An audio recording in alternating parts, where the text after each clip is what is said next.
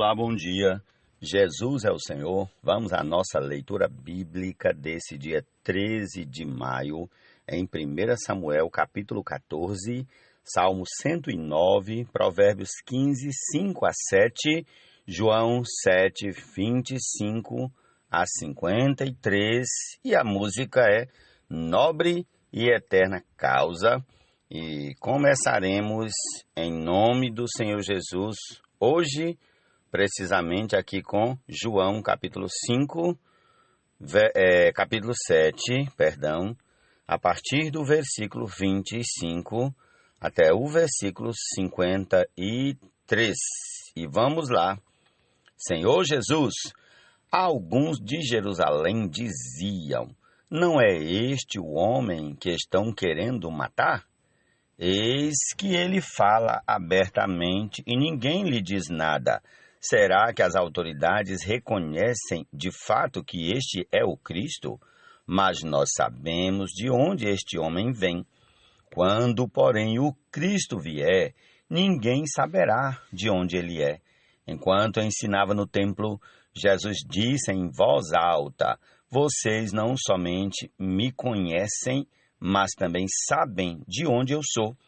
Eu não vim porque eu de mim mesmo o quisesse, mas aquele que me enviou é verdadeiro, aquele a quem vocês não conhecem. Eu o conheço porque venho da parte dele e ele me enviou.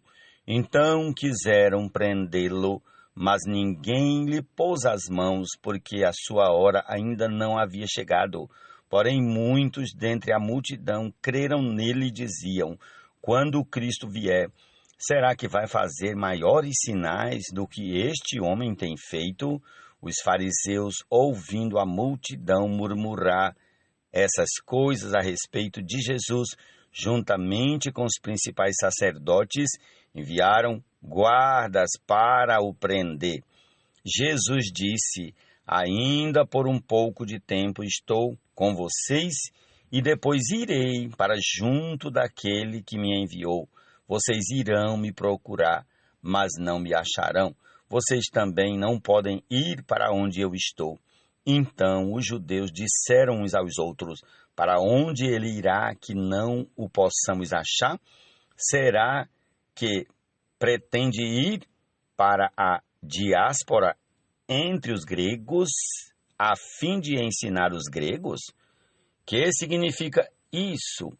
Ele diz: vocês irão me procurar, mas não me acharão. Vocês também não podem ir para onde eu estou? No último dia, o grande dia da festa, Jesus se levantou e disse em voz alta: se alguém tem sede, venha a mim e beba. Quem crer em mim, como diz a Escritura, do seu interior fluirão rios de água viva. Isso ele disse a respeito do Espírito que os que nele crescem haviam de receber, pois o Espírito até aquele momento não tinha sido dado, porque Jesus ainda não havia sido glorificado. Quando ouviram essas palavras, alguns do meio do povo diziam: este é verdadeiramente o profeta. Outros diziam: ele é o Cristo. Outros, porém, perguntavam: por acaso o Cristo virá da Galileia? Não diz a Escritura que o Cristo vem da descendência de Davi e da aldeia de Belém, de onde era Davi? Assim houve divisão entre o povo por causa dele. Alguns queriam prendê-lo, mas ninguém lhe pôs as mãos. Os guardas voltaram à presença dos principais sacerdotes e fariseus, e estes lhes perguntaram: por que vocês não o trouxeram? Eles responderam: jamais alguém falou como este homem. Os fariseus disseram aos guardas: será que também vocês foram enganados? Por acaso alguma das autoridades ou algum dos fariseus creu nele? Mas esse povo que nada sabe da lei é maldito. Nicodemos, um deles que antes tinha ido conversar com Jesus, perguntou-lhes: será que a nossa lei condena um homem sem primeiro ouvi-lo e saber o que ele fez? Eles responderam: por acaso também você é galileu? Ou é da Galileia? examine e verá que da Galiléia não se levanta profeta. E cada um foi para a sua casa. Ó Senhor Jesus. Habite Cristo pela fé no vosso coração, estando arraigados e alicerçados em amor, a fim de podermos compreender.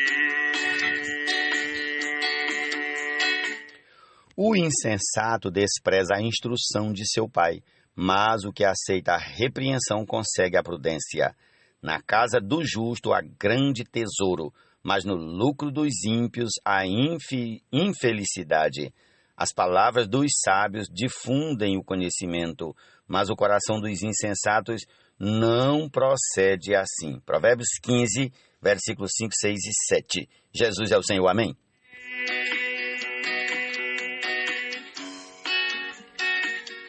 Com toda a irmandade,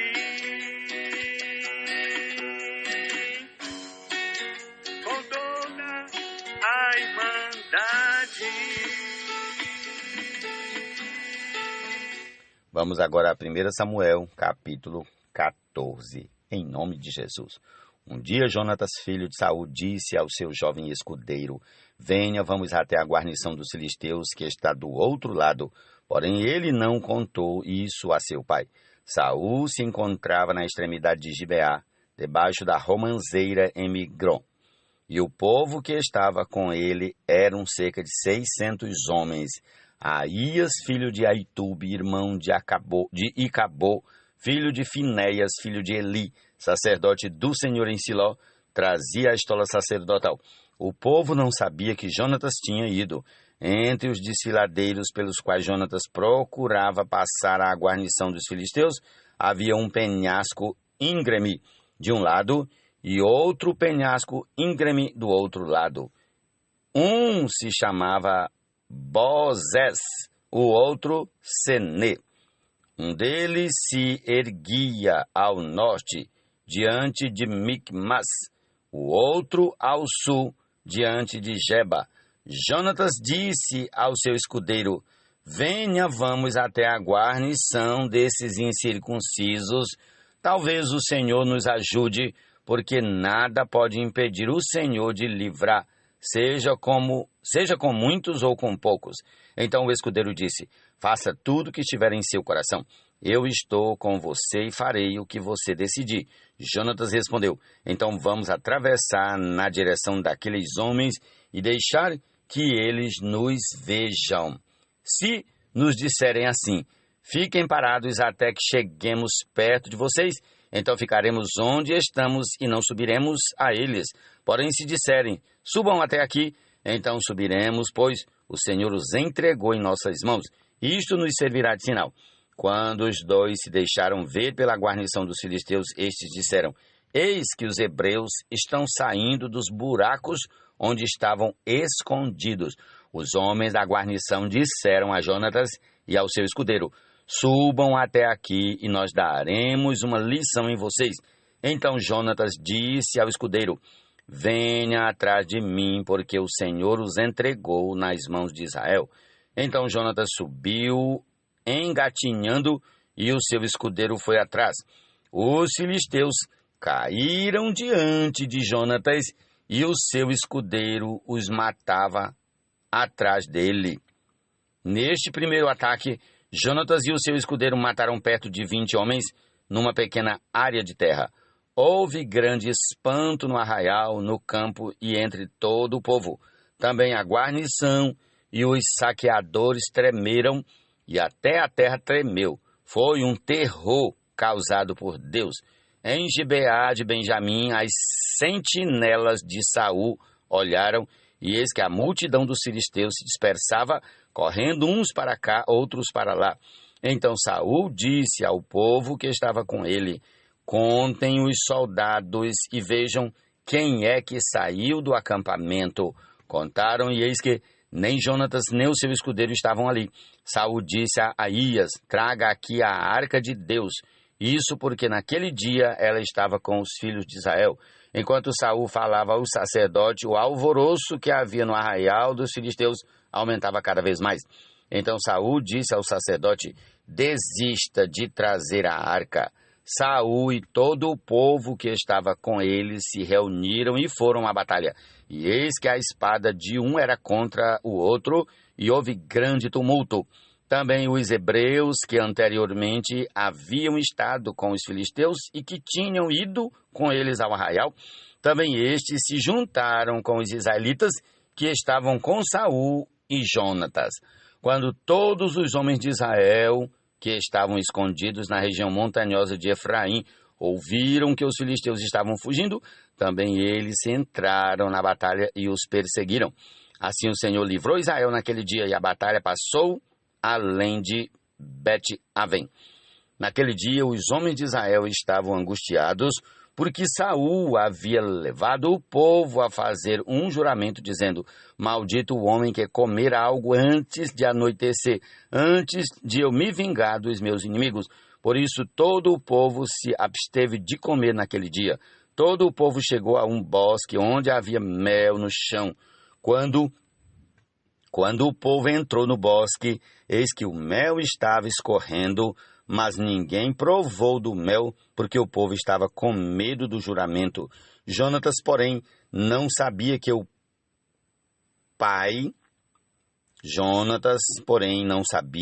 pai havia levado o povo a fazer aquele juramento. Por isso estendeu a ponta da vara que tinha na mão e a molhou no favo de mel. Quando comeu, os seus olhos voltaram a brilhar. Então alguém do meio do povo disse: o seu pai levou o povo a jurar solenemente, dizendo: maldito o homem que comer algo no dia de hoje. Por isso o povo está exausto. Então Jonatas disse: meu pai trouxe desastre sobre a terra. Vejam como os meus olhos brilham por ter eu provado um pouco deste mel.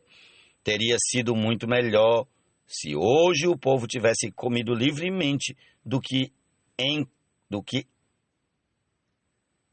Repetindo, versículo 30. Teria sido muito melhor se hoje o povo tivesse comido livremente do que encontrou entre os despojos de seus inimigos. A derrota dos filisteus teria sido bem maior. Naquele dia derrotaram os filisteus desde Micmas até Ajalon. O povo estava muito exausto. Então, lançando-se sobre o despojo, pegaram ovelhas, bois e bezerros e os mataram no chão e comeram a carne com sangue. Foram contar isto a Saul, dizendo: eis que o povo está pecando contra o Senhor, porque comem a carne com sangue. Saul gritou: traidores, rolem para aqui uma grande pedra. E Saul disse: mas espalhem-se entre o povo e digam a eles que cada um me traga o seu boi, a sua ovelha e que os matem aqui, e então comam. E que não pequem contra o Senhor, comendo carne com sangue. Então todo o povo trouxe de noite cada um o seu boi e o matou ali. E Saul edificou um altar ao Senhor. Foi o primeiro altar que lhe edificou. Então Saul disse: vamos descer esta noite no encalço dos filisteus. Vamos saqueá-los até o raiar do dia e não deixemos que fique nem sequer um deles. Eles responderam: faça como achar melhor. Mas o sacerdote disse: vamos primeiro nos aproximar de Deus. Então Saul consultou a Deus, dizendo: devo descer no encalço dos filisteus? Tu os entregarás nas mãos de Israel? Porém, naquele dia Deus não lhe respondeu. Então Saul disse: venham cá, todos os chefes do povo, informem-se e descubram qual é o pecado que foi cometido hoje. Porque tão certo como vive o Senhor, que salva Israel, ainda que o meu filho Jonatas seja o culpado, certamente morrerá. Porém, ninguém de todo o povo lhe respondeu. Então Saul disse a todo Israel: fiquem vocês de um lado, e eu e o meu filho Jonatas ficaremos do outro. E o povo disse a Saul: faça como achar melhor. Então Saul falou ao Senhor, Deus de Israel: mostra a verdade.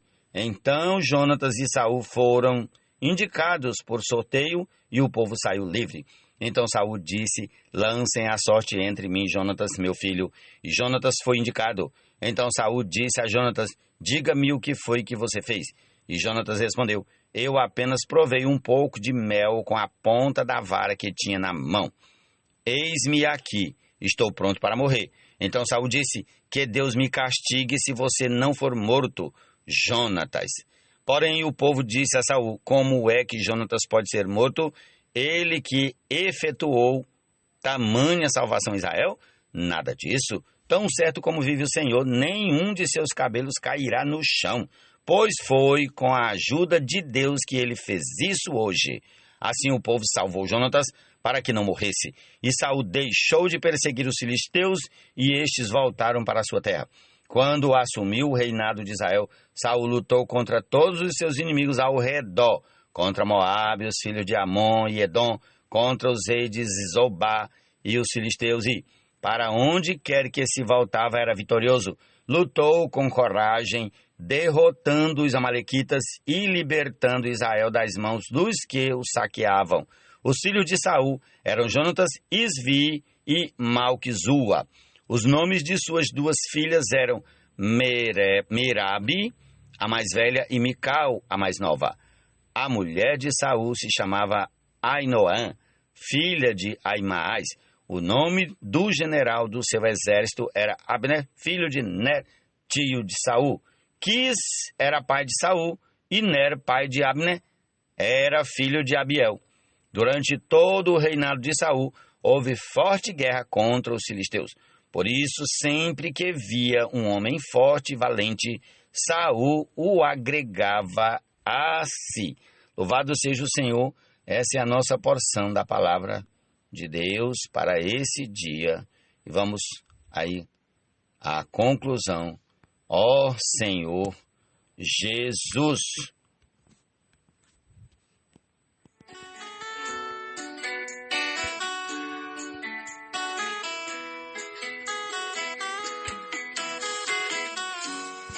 Por esta causa me ponho de joelhos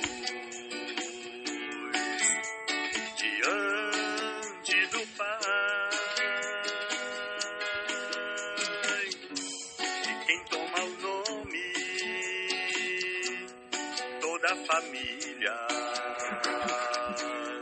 tanto no céu como na terra, para que, segundo a riqueza da sua glória, nos concede sermos fortalecidos com poder, mediante o Espírito do Senhor, no homem interior, mediante o Espírito do Senhor,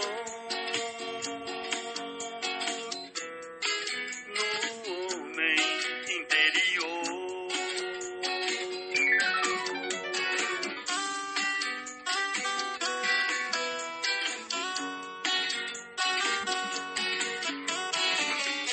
E assim habite Cristo pela fé no vosso coração, estando arraigados e alicerçados em amor, a fim de podermos compreender com todos os santos qual a largura